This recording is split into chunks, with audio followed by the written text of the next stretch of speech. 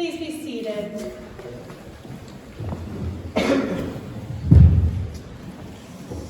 Wow, I think I just gave myself some new smile lines. That was just so delightful and moving, and our kids did a wonderful job. Thank you so much for telling this sacred story. And for kids who are here and watching this evening, I hope you also enjoyed it and maybe learned something about the birth of our Savior. You know, there is a very special reason why we have a children's service on Christmas Eve. And it is because the Bible tells us that children were a very important part of the very first Christmas. Didn't you know that all the shepherds who were there when Jesus was born were likely children? Back in Jesus' time, kids worked in the fields instead of going to school.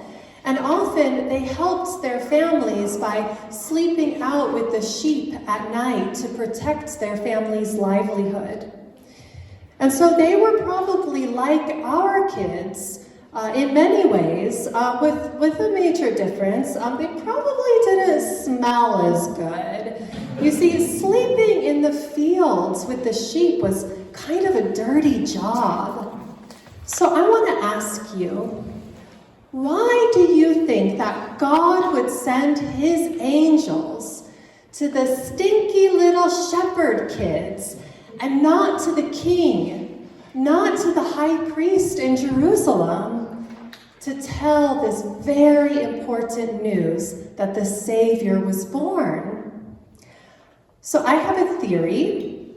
You see, Mary and Joseph were God's chosen parents for Jesus on earth. And Mary and Joseph did not have a very easy time when Jesus was born. So there are three things that grown-ups tend to fear and dread.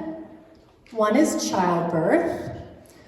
Another is traveling during the holidays.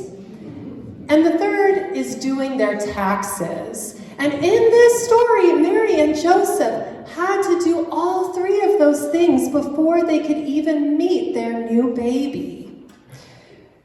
Have you ever had an extra hard time doing something new because you were tired?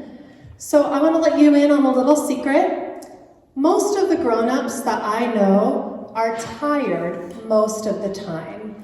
And this is called the human condition. So what is so special about what God did, sending his angels on Christmas evening, is that God didn't blame Mary and Joseph for being tired and grumpy, and he didn't say, "Oh, poor things, I'm sorry you're tired." Does that help you when you're grumpy? No.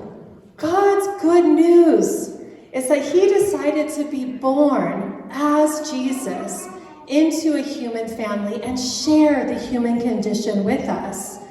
And so as the baby Jesus, he went through everything Mary and Joseph did in that stable. He was cold and lonely and maybe a little bit scared. But to God, this was worth it to be part of a human family.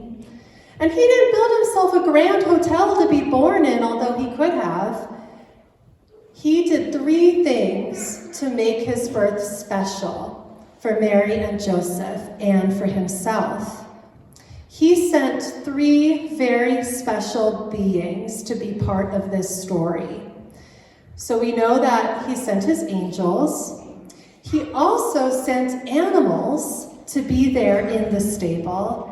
And he went to the shepherds, he went to the children, and he sent them to the stable so that they could be part of the story as well.